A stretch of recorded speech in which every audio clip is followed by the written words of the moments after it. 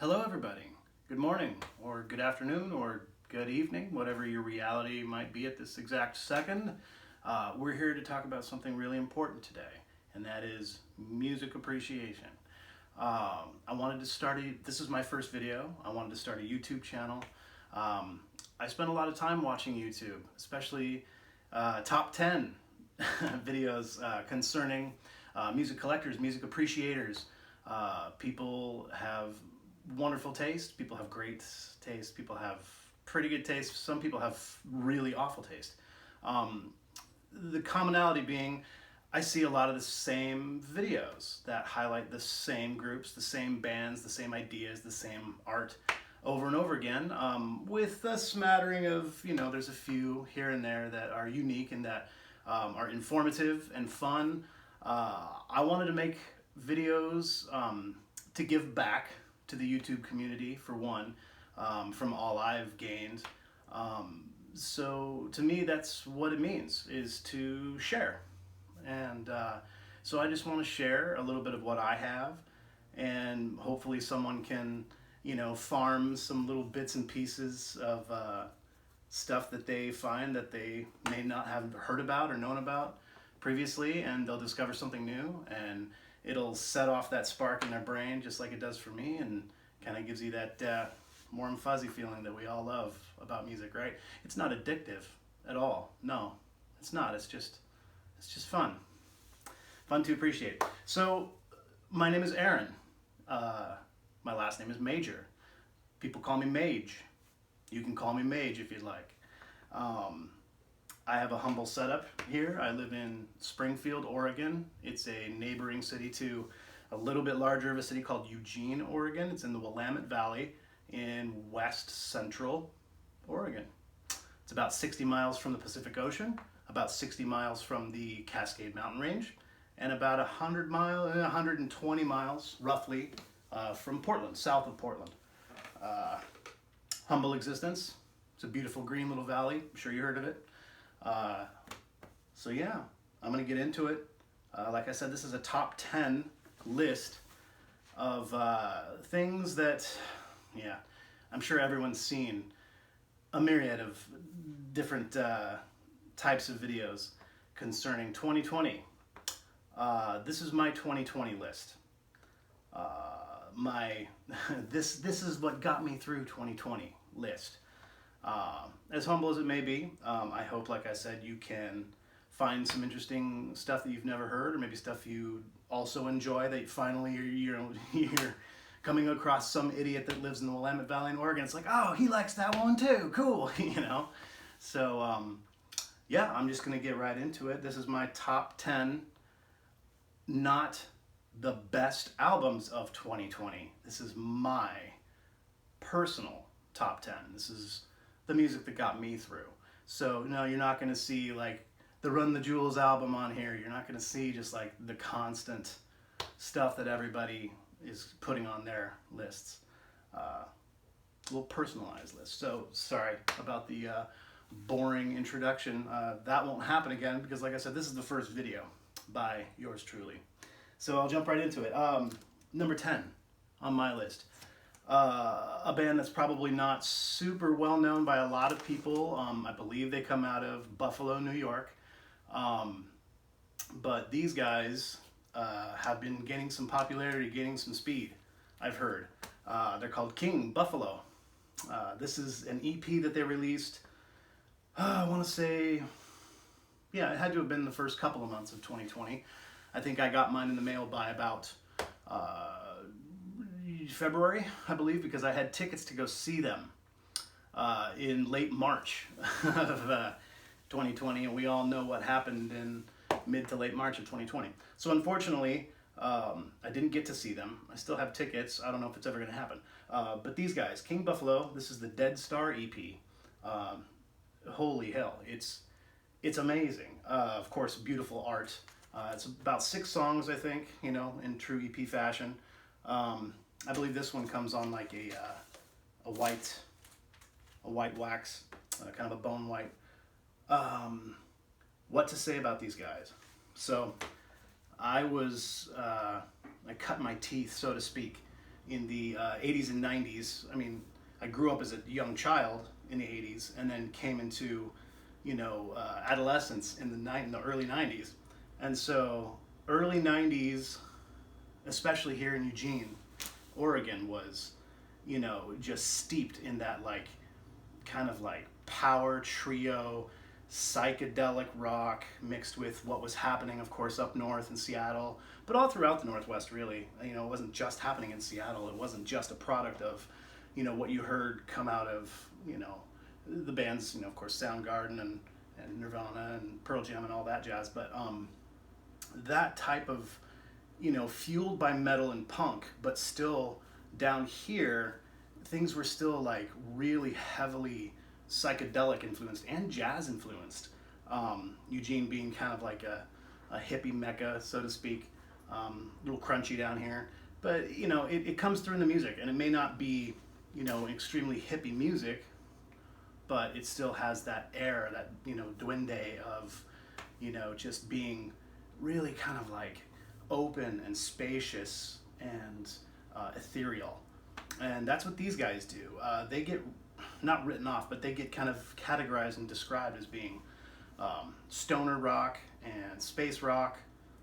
I've seen them categorized as doom and sludge, which is a stretch. Their singer is incredibly gifted, but has no sense of metal stylings, so to speak. No grovelly, no crunchy, no Cookie Monster, no death, no sludge, nothing like that. Very great tonality, intonation, and sings almost quite angelic, honestly. He's got a very soft baritone voice, really enjoyable, and of course really complements the style of music that they're playing. And I believe, yes, they're a three-piece. He's the bass player, and he sings, killer drummer, killer guitar player, lots of effects, the kind of space rock sort of out there kind of ethereal effects that you get, and just they'll go through some really like wavy psychedelic kind of crazy stuff, and then they'll just kind of like turn it around and just punch you in the gut with straightforward three-piece like metal. It's anyway, going on about this one, it's number 10, King Buffalo, the Dead Star EP. So check it out. They have at least two other full-length LPs in the last 4 years, and another EP back from 2016, I believe. So yeah, there's at least 3 or 4 records you can get by these guys that I highly recommend, and hopefully this is the precursor to a forthcoming LP that will hopefully kick just as much ass. So we'll see. Let's see what's next here. Yep. Number 9 on the list, we're gonna get a little sleepier, but I don't mean sleepy in a not off bad way. Obviously, this made my top 10 list. This is number 9. Her name is Mary Lattimore, and the album's called Silver Ladders. What to say about this one is it's just so. In another word to use would be ethereal. Just as far as I really appreciate and enjoy instrumental music that has a lot to offer sonically, as far as many layers. That's the thing about this, is it's not busy at all. There's not a whole lot going on. It just has the production value and the spaciness of it, and the way they approached it, and the way she approaches her instrumentations. It just is just like a warm glass of heroin. It melts you. It melts you. The art says it all on the front. Incredibly simplistic, but yet still really just there's so much more to it. A little sleepy dog there, and the painting of the solar system on the wall, and all sorts of kind of just hidden, weird messages within the art, just music ought to be, and it is a lot of the time. This is a woman who plays, she's a harpist, and she has a lot of times just straight up playing the harp, mic'd up, gorgeous. There may be a little bit of extra effects in the background. I think there is a few supporting musicians on one or two tracks here and there, but nothing ever more than maybe just, say maybe I think like an acoustic guitar, an electric guitar, I think a lap steel in there. But you're just getting some great harp playing, very spaced out. Doesn't have like a real like, it's not like a Celtic edge to it. It's not contemporary, composition. It's very, very new age without really being new age. You know what I mean? I don't know. It's just, it grabbed me so hard from the moment I put it on. And I love, like I said, I love instrumental music, and I especially love ambient and kind of like, low key stuff. So this is a huge winner for me. Number 9, Mary Lattimore, Silver Ladders. If you like chill music. Number 8, another one on that kind of chill spectrum, so to speak. What I kind of dubbed, I have friends and family members, people that listen to electronic dance music. They go to the club, whatever they want to do. EDM, they call it. I like to call what I like to listen to ECM, electronic chill music. Number 8 on my list would be exactly that. The artist called C148, right? Yeah, C418. And the album came out midway through the year. I was extremely excited about this because, long story short, this is the Minecraft music from the video game Minecraft. This is the second installation of music from said video game. It's called Volume Beta. Really cool lenticular cover. I'm sure the camera won't pick this up, but I've never played the game. But my son adores it, my 7-year-old son. And so I catch him playing it and I hear the music and I'm just like, this is just fucking fantastic. What is this? And me loving, nerd music as much as I do, huge fan of ambient electronica and stuff like that. I just like jumped at the chance to like research and figure out, and ironically enough, my nephew, who's 15 now, he's like, oh yeah, that's C418 or whatever. He writes the music for that, and I just couldn't believe it. So I got online and found it, and they had just released this one with the whole volume 2, the volume beta version of all these great little bites of just wonderful little compositions, nothing any more than just a couple minutes at a time. Super easy to digest, really fun. Some of it's really mellow and atmospheric, and then it goes into moments of just really kind of like funny little quirky but still just really easy to enjoy, not overly novel or silly by any means. I mean, of course many will consider it to be silly, but I think it's a stroke of genius, honestly. There's the one that's prior to this that got reissued actually also late in 2020. So I think both this and the prior album, the Alpha volume, you can get pressed in 2020, and well worth every penny. If you appreciate video game music, you appreciate contemporary composition, synthesizer music and stuff, and yeah, you'll just go to town with this one. Excellent album. Number 8. Let's see what's next. Number 7. This one, I feel it should be higher up on the list probably for me, but there's so much at the top of the list that's like understandable why it just like unfortunately kept getting pounded down the rungs. But these guys are so fucking great. They're so great. And they just released a new album just this year, early this year in 2021. But this album, actually, this is a cheat. Very sorry for anyone that's, wants to get all anal retentive on me. But this came out in very, very late 2019. So technically it is a 2019 release. But I'm calling it 2020. So fuck you. It was so late in the year and I didn't get it until, into the very, very beginning of 2020. So I'm just calling it a 2020 release. Number 7, This is a band called Psychedelic Crumpets. Fantastic name. They're an Aussie band. They're Australian. This album is called "And Now for the Whatchamacallit." Holy hell, what a ride!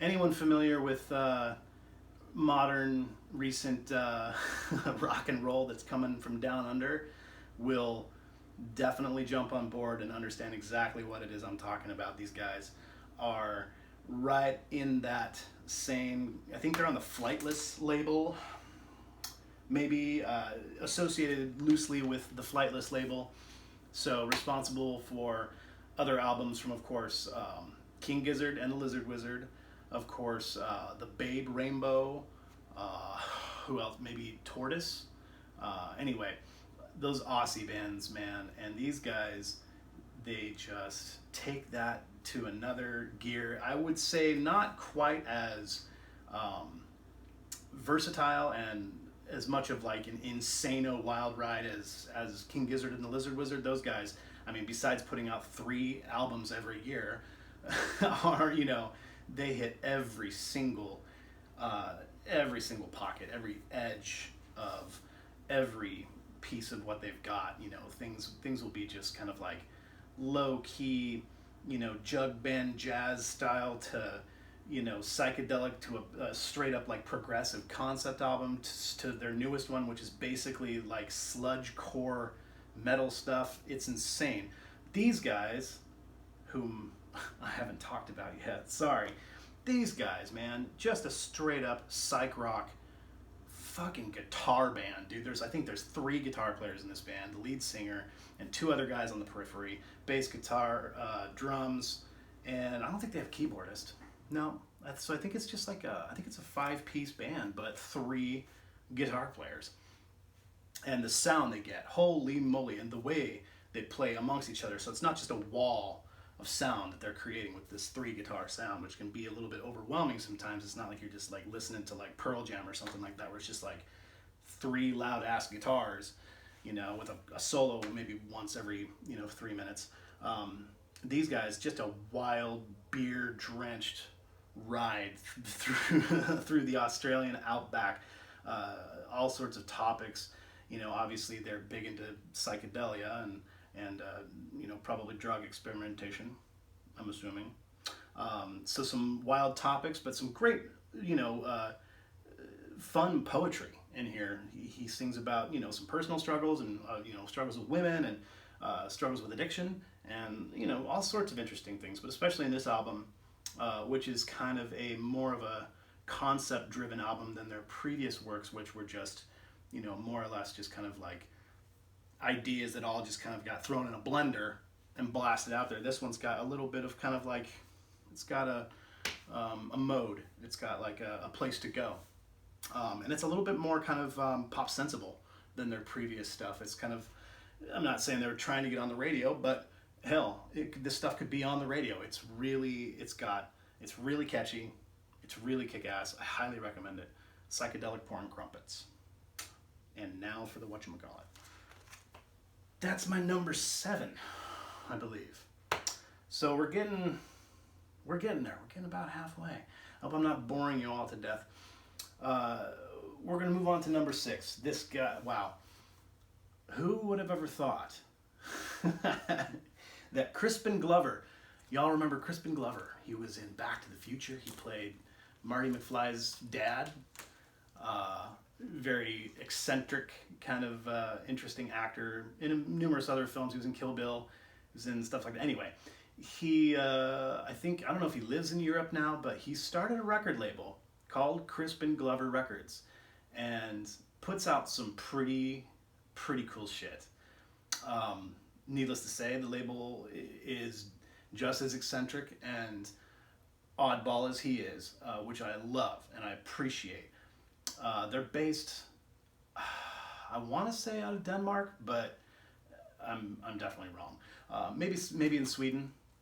Either way, putting out some really great acts on that label. Some stuff that I would have never discovered if I wouldn't have discovered this release. A man by the name of Oyvind Holm and his album After the Bees.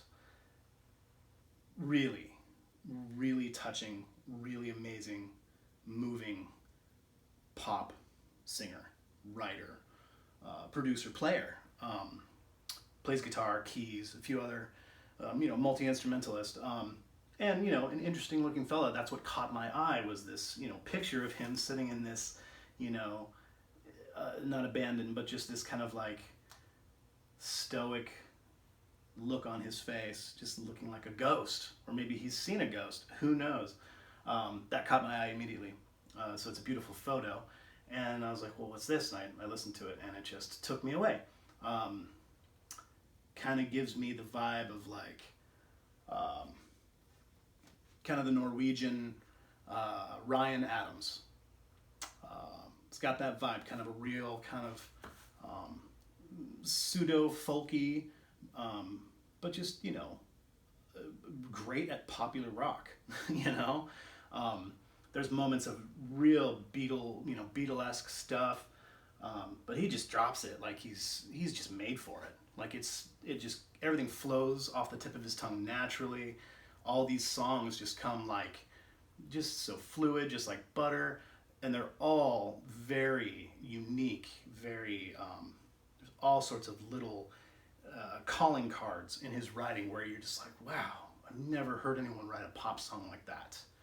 It just hooked me. It being a pseudo musician myself, I don't really consider myself a musician anymore, but being a music appreciator and someone who's like damn near studied music and what it means, the guy is a real craftsman. Takes a pop song and knows how to like alter it just that much to make it really interesting and not so middle of the road. Sings in English, so it's palatable for us here in the West. Thank you to everybody in other parts of the world who are always thinking about us shithead lazy Americans who can't learn more than one language. That's just a generalization, just going off. Anyway, everybody ought to check this album out. Came out of nowhere, hit me like a whirlwind. Now I know of Crispin Glover and his crazy ass and his awesome record label. I hope this guy puts out some more records in the upcoming years, and I think he's involved in probably numerous other projects all throughout Europe, but I think he's involved with another band called Pink Moon. Plays guitar, I believe, and they're kind of more like kind of garage rock, psych rock kind of feel to them. Pretty rad too, but definitely for you folks who just really desire something that's far more, crusty, that'll get your crust on. This is more for just kind of not sophistication or refined by any means, but just for people who like stuff that's just a little more kind of, folk influenced. And that's exactly what this is just a real kick-ass folk album from a man who is obviously very worldly. And I appreciate the hell out of it. So, yeah, Oyvind Holm, After the Bees. Moving along, here we are at the number 5 spot. Yes, okay. So, these guys, they were at number 4 for me when I was thinking about this because it has so much sentimentality to it for me this year. Quick synopsis. Sorry, everyone has to have their 2020 story. What a tough year for everyone. Definitely not going to debase anyone's personal struggles. But this last year for me, man, right out of the gates, was really, really tough. This album really did assist me in a real deep, emotional way that helped get me through some really awful things. Right off the bat with, COVID coming down. My mother died. I turned 40. And whatever, and then here in the Willamette Valley in Oregon, we had a giant forest fire, and I know all of California did too. A lot of people, the whole Pacific, whatever this part of the Ring of Fire that we're on, the whole Pacific crest, was all in flames. It was terrible, but especially here, in Western Oregon. There was a huge fire that was not far off. It was just miles away. It encroached within, this little small urban area that we live in, and people were losing property, and we were all just socked in, trapped inside for 10 days straight because the air quality was the worst air quality in the world, mind you. I'm not kidding. We had worse air quality than metropolitan Chinese cities, the big cities, Beijing and shit. Worse air quality than they did for like a week straight or longer. And I still had to work every day. So this, sorry, I'll get off my little soapbox or whatever, but this album, when you're sitting at home and there's COVID's in the air and mom just died and, all kinds of crazy shit, this got me through.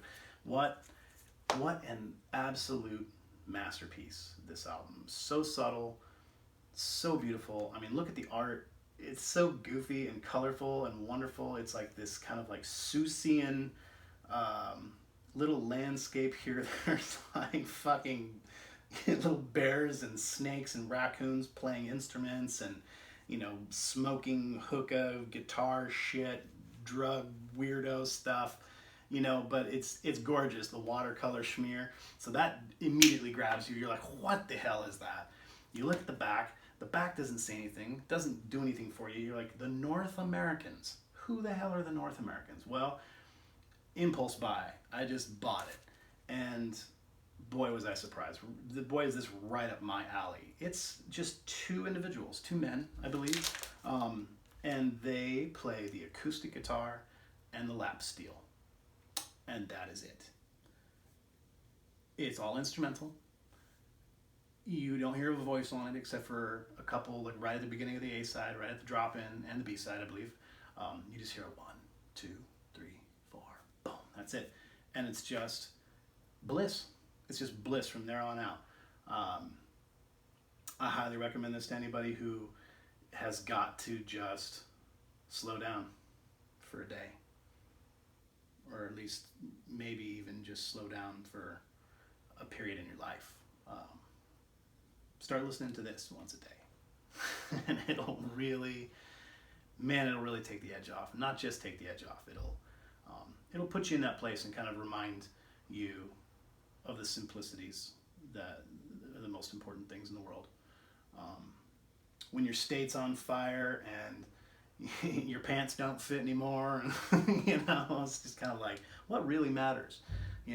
After spinning this record and having a weird, crazy year, like I ended up looking at my record collection and I was like, fuck, I got like 1,200 records. I don't listen to any of these. I keep listening to the North Americans every single day.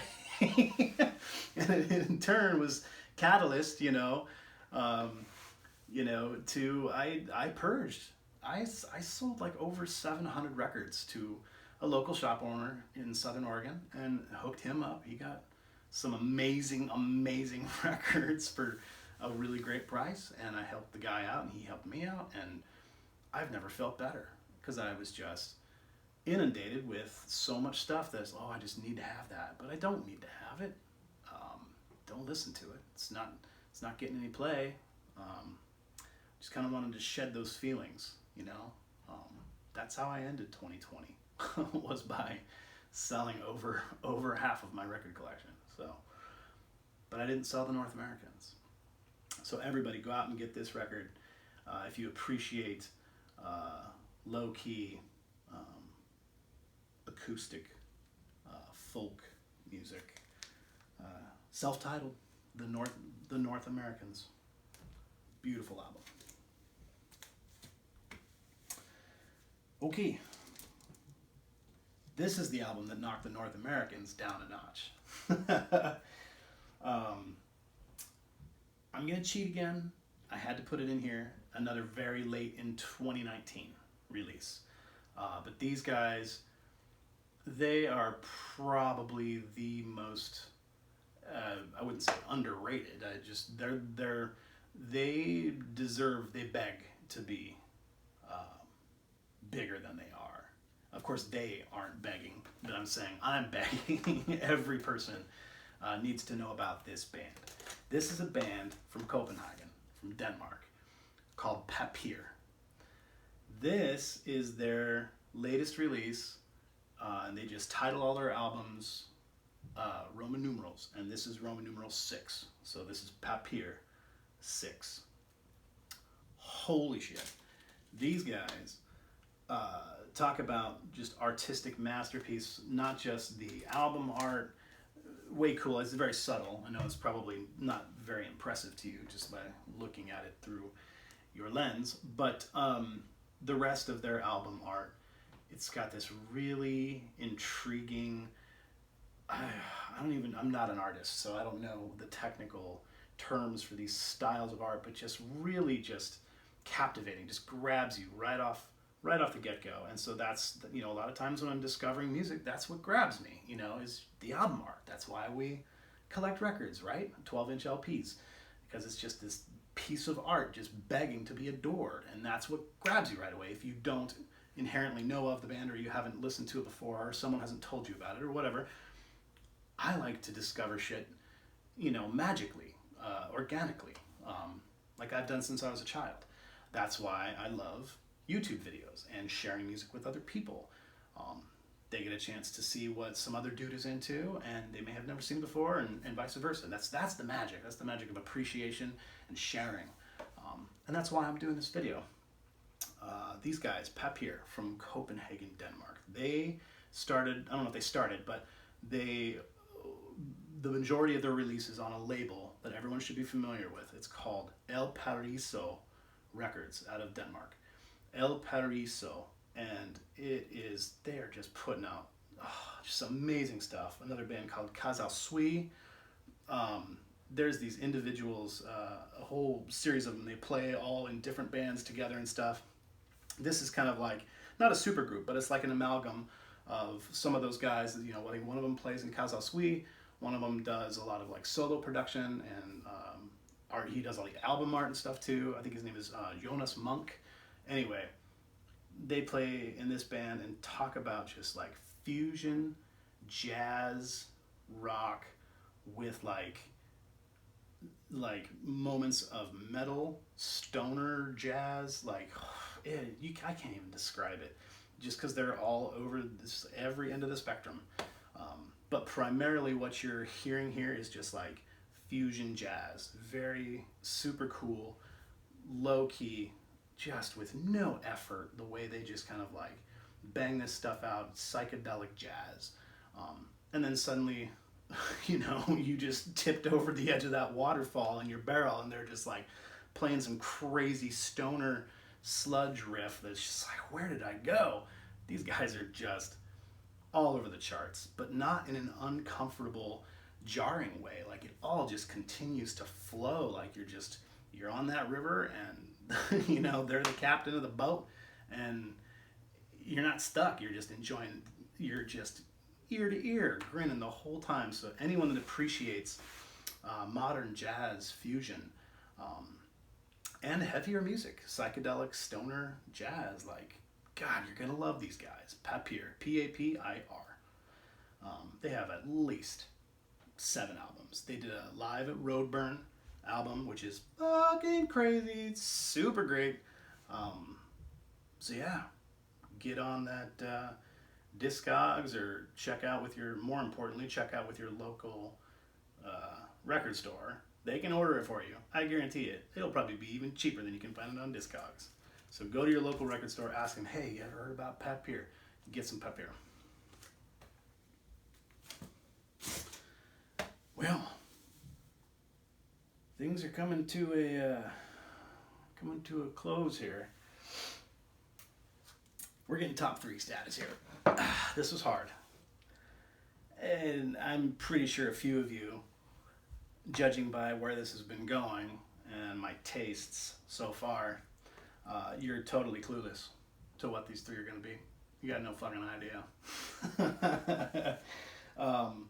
I'm just going to pull it out and slap it across your face. Because these guys are absolutely just insane. A band called Slift. Album called Uman. I've seen it on a couple dudes' lists, like on the YouTubes a little bit. You can buy it. You can buy it at your record store. It has definitely been getting some notoriety. But I'm still blown away by how many people I bring this up to.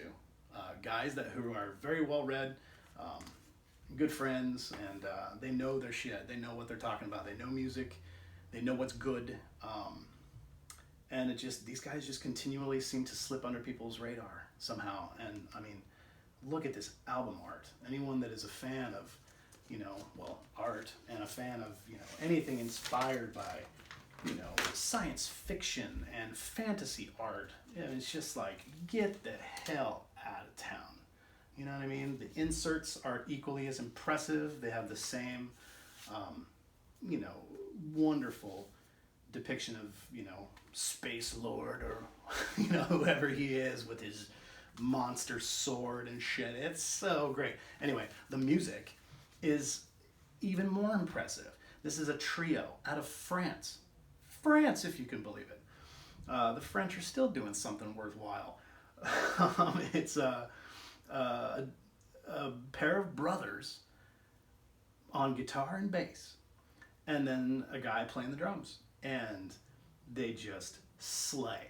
They just absolutely slay. We're talking moments of thrash, moments of metal, moments of straight up punk rock, all jammed into this like package of like, we're gonna do this under the guise of like being like a stoner space rock, obviously, space rock band. There's a lot of like guitar effects that you're getting that kind of real, delay, kind of reverb, really cool shit effects. The guy's got a huge giant pedal board and he's just flopping his head around and just like, they're out of this world. They're just out of this world. I can't even put my finger on it, but I would just say they're like fast-paced, almost there's moments of like krautrock, and I don't even think there's any synth on this album. I don't think there's any keyboards. There's got to be moments of where they're adding a few, in the production toward the end. They probably added some instrumentations on some synth and stuff because it's beefy. The production it's not, you wouldn't expect this to come from a three-piece. We're not sounding like, anything bare bones here. It's got a very full sound, a very professional sound. This is, I think, at least their second full-length LP. They have another one. Forgive me, I don't know what it's called, but also equally as impressive as far as the art production and display and everything. They just, such a cool mystique to this band. I've never seen them in any interviews or anything, and I don't speak a word of French, but they're legit. I've seen them like on not a Tiny Desk performance online, but something along those lines of a live performance, and they just like seem like they're possessed with just this like otherworldly, I don't know, hard to explain, but you're gonna get a lot out of this if you appreciate stuff that is, power rock driven, but still has a real artistic flair to it. It's not just a three-piece power trio. There's moments of real composition and genius in here. I believe their last track on the album is called Lions, Tigers, and Bears. I keep looking for an insert that doesn't exist. It's like an 8-minute track, I believe, and the majority of the tracks are upwards of 5-6 minutes. They've got some real talent when it comes to taking their ideas of these just like insane thrash, punk, metal ideas, and then how can we turn this into a prog song, which they do. There's elements of amazing progressive music. I call this, I honestly think I consider it to be a prog album. A majority of the stuff I've shown you today, I consider to be a prog album. My parameters of what progressive music means is a lot different than a lot of other people's, I have a feeling. I'm that asshole that's like, Rush is not a prog band. I'm that guy. So I just lost quite a few of you, I'm sure. But y'all can go straight to hell. So Alex, my opinions are my opinions. That is exactly that. This is 10 versions of my opinion. So, like I said, these guys, don't forget them and don't let them slip under the rug. Don't let them breeze by you. They're an important band. I'm hoping, they look young, I'm hoping that they keep on running with the ball. Slift, Uman. Very cool. All right. Well, we're getting down to the nit grit here. Now that we're on this kind of like heavier roll, you've seen a lot of like the instrumental music that I love, and the ambient electronic and just all that kind of stuff, which is a huge part of me, and that's primarily what I'm listening to these days. I only get a chance to spin records, generally between the hours of 6 a.m. and 8 a.m. and that's about it. I have children, I have a full-time job, I do a lot with my day. I generally don't really get a lot of time to really sit and appreciate music. So unfortunately, a lot of the rock and roll doesn't get a lot of time anymore. And that's not because I'm grown weary. I don't put a ton of effort and energy into finding new rock bands these days, but when I do, they really they get a hold of me. They get a hold of me hard. These guys did that with me 3-4 years ago when they put out an EP. I just simply couldn't believe it. I was beyond elated at the fact that I had discovered this band, and I was asking around and nobody had ever heard them. I was just like, how can this be? Like, thank goodness that there are young musicians that get it, that are continuing this tradition of like hard rock, progressive music, stuff that keeps moving forward, that doesn't get lost in the sauce, that doesn't get bought out and sold and fits a fucking mold and gets pumped into the fucking machinery just like every other piece of shit band out there. It just keeps happening. These guys are still out there and they're still making music. This is their probably, I believe, their third full-length LP, as well as a couple of amazing EPs. Self-made, still doing it, still kind of an indie band, I guess. A recent move to Europe was a big move for them. Changed a little bit of their membership of the band. Got a new drummer. Anyway, without further ado, sorry. This is a band called Elder. I'm sure by now, a lot of you folks have probably heard of this band. This was a big one for them. Big one for me. That album I was referring to is called Reflections of a Floating World. It was pretty big for them. They did an extensive tour all throughout America and a huge EU tour. I'm sure they're huge in the EU. They moved to Germany, I believe Germany, a couple of years ago, and so I think they're based primarily out of there now. So I'm sure their following there is, they're probably doing a lot better there than they are in America. Either way, I had tickets to see these guys again this year. I've seen them before, but they couldn't come back because of the COVIDs.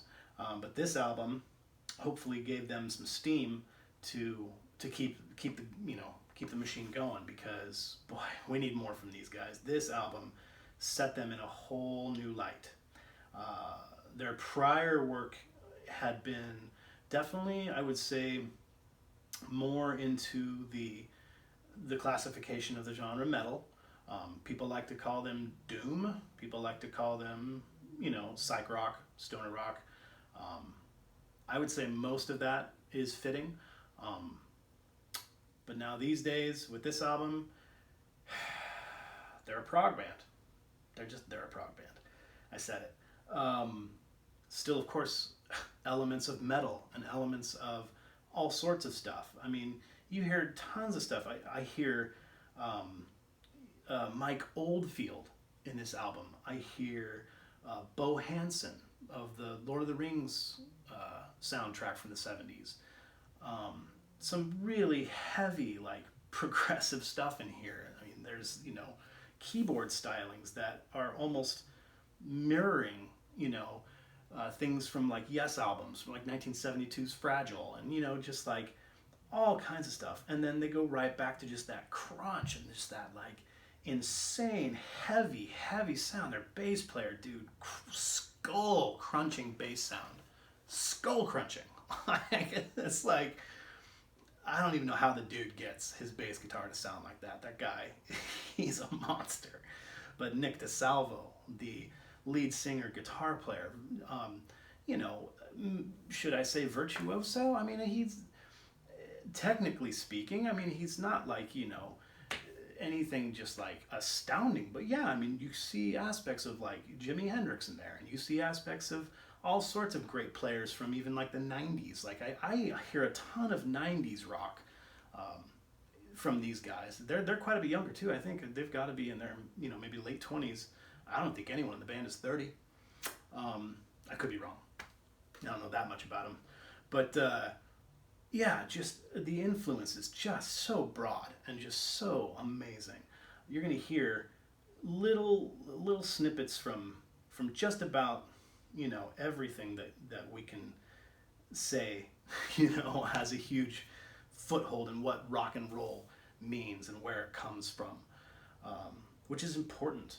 A lot of people bagged on the vocal stylings on this album as opposed to the previous albums. They were different.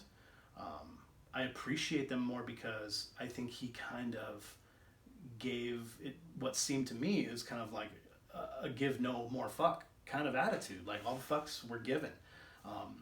Didn't use a bunch of like, you know, effects to just drown his natural vocal stylings, where it just sounded crunchy and it just sounded metal. You know, he's I think he said on this album, I'm going to sing out. I'm going to sing out, and I'm not going to have anything hiding what my vocals really sound like and what they really do. Not because they wanted it to sound more like a prog album. No, just because I think he just really wanted to, no holds barred, no smoke screen. They really give off that air of just kind of like, you know, this is us and we don't give a shit what you think. To me, that's punk as fuck. Like, you know, like they're not looking to get signed by, you know, Matador Records or, you know, whoever. They're not looking to get signed by whoever their contemporaries may be. They could give two fucks about their contemporaries, you know. They are who they are. And in my opinion, they don't sound like anybody else. For that reason alone, not alone, I mean, it's just insane. I believe there's 6 tracks, double LP. Each one gets a minimum of 8 minutes. I think a few of the tracks are at least 12 minutes. And just knock your socks off. Always beautiful. Artwork, insane. I can't remember the gentleman's name who does their art design for them, but all the paintings and all the things that they're associated with, they're just a class act through and through. So yeah, that's my number 2 album of the year. Definitely deserves that position. They were number 1 for me for a long time, up until about October, November maybe. I think it was about November when they lost.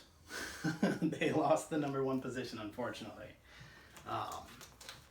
Wasn't really a huge battle of epic proportions per se.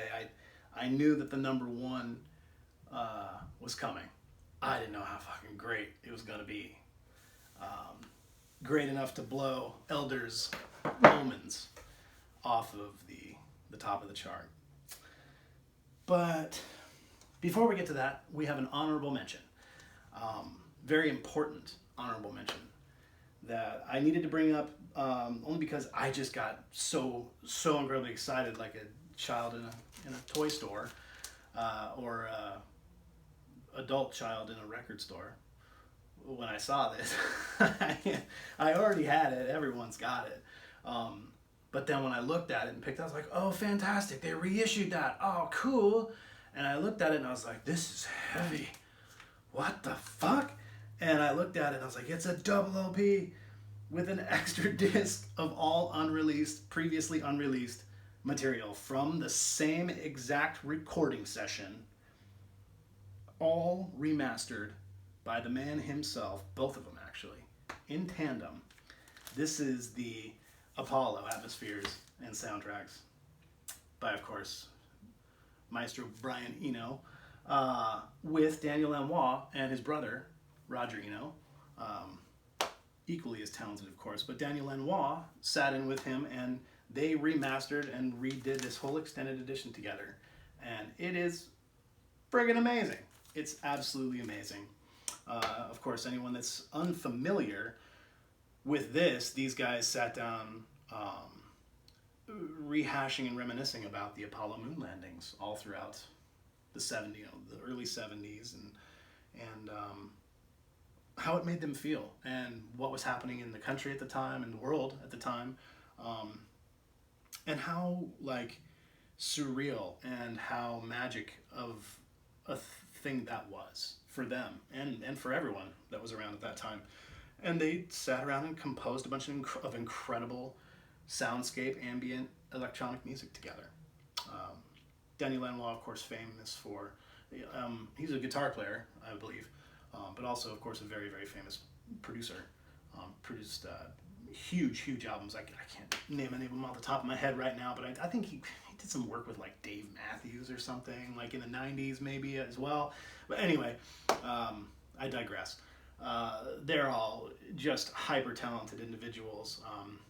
A lot of people aren't familiar with Roger, his brother, and his prowess as far as being an incredibly talented composer, far more contemporary, classically oriented. As far as his music is more of a classical taste, on the piano and all sorts of chamber music compositions and small symphonic compositions. I believe he's done film scores and all sorts of things, but he has lots of LPs, like from the 80s. He was really huge all throughout the 80s, and never rode the coattails of his brother, and he was just always kind of doing his own thing, didn't care if he didn't achieve monster success like Brian did. And I just respect and love everything he's done. I have numerous albums by him because I also have a penchant for loving contemporary classical music, and boy, he hits those buttons for me. So everybody, if you're a fan of any of these three individual gentlemen, or just love cool pieces of collectible history, and if you like ambient electronic and stuff, you get out and get this. It was only $39 or something.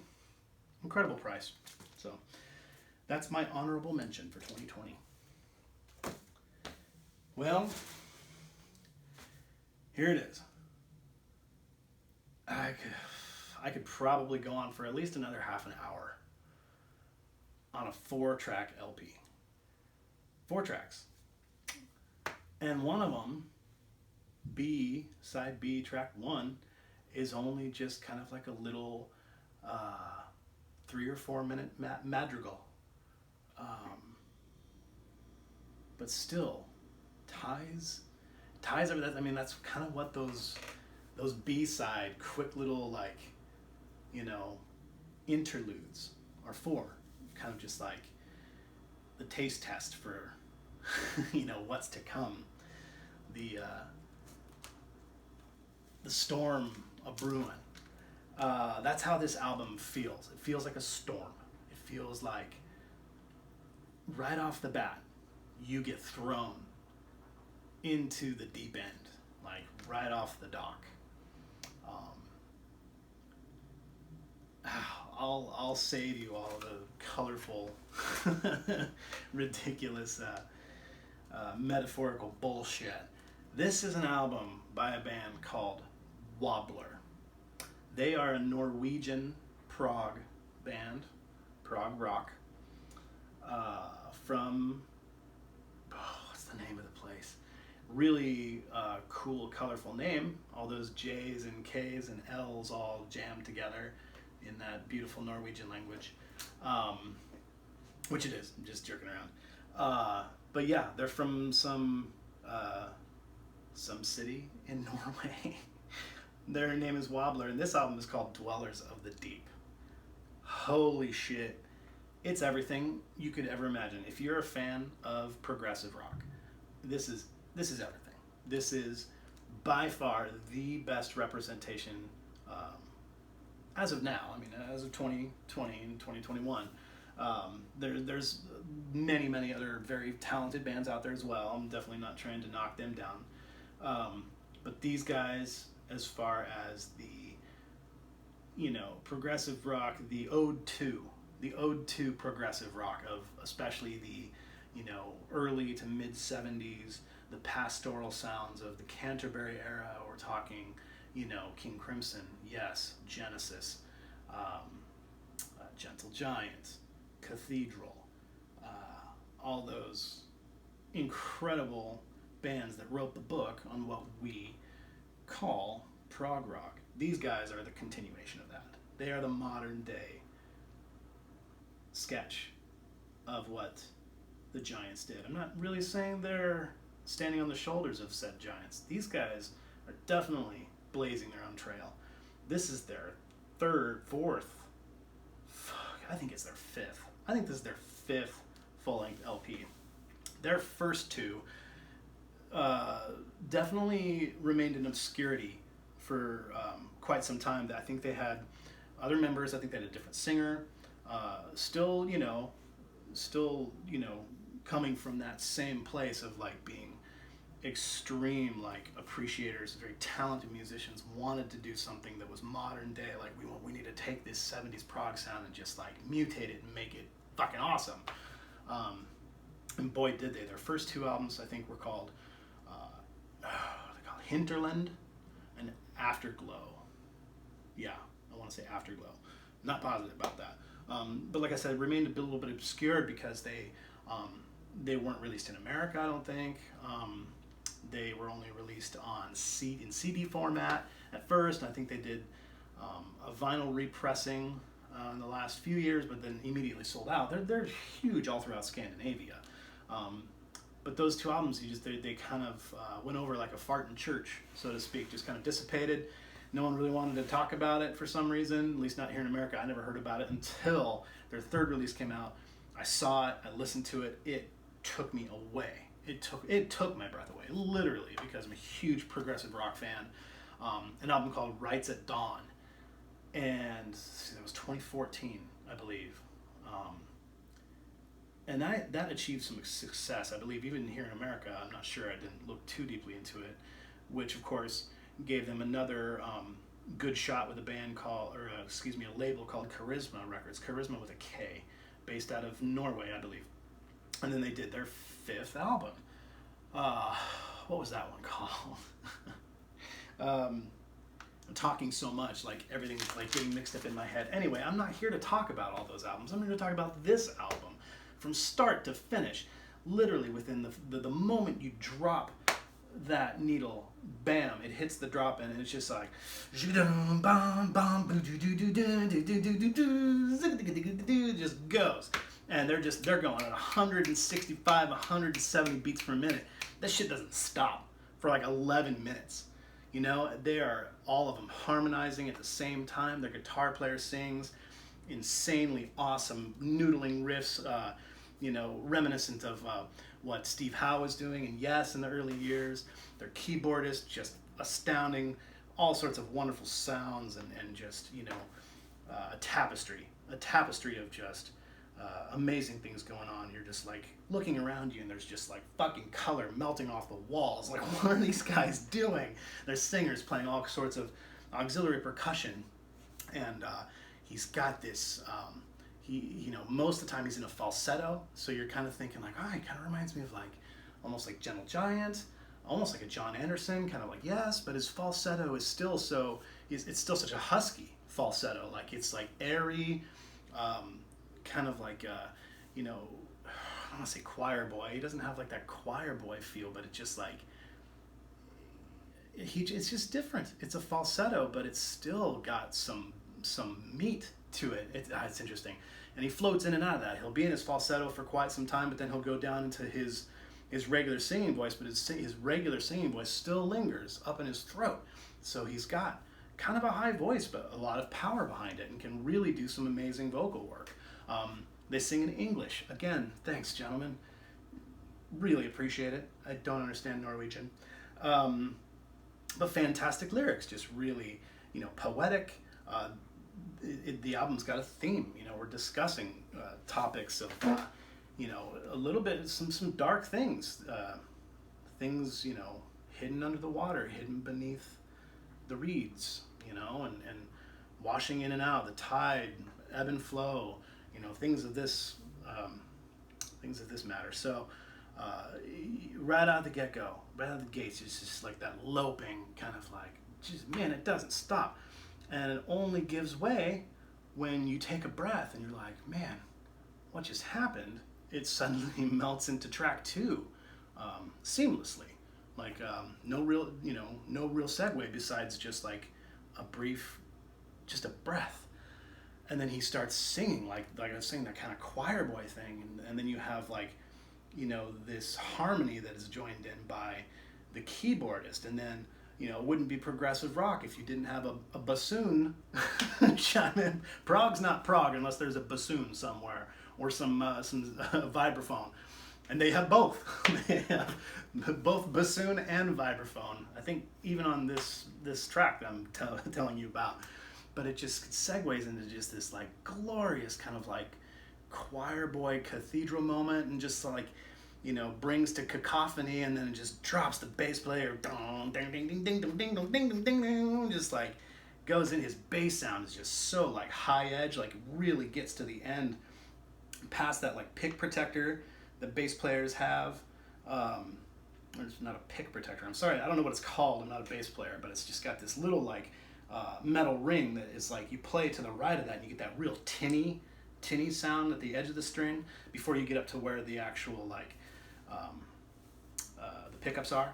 Anyway, man, that dude can play his bass.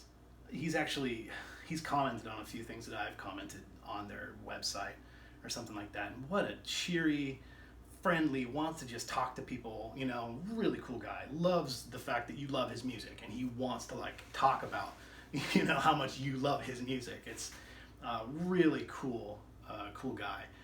Anyway, yeah, and like I said, that, you know, you flip the sucker over, and then there's just that nice little magical, you know, singing about the Naiad girls bathing down by the stream and the forest and the trees, and yeah, I mean, it gets really like white witchy Norwegian.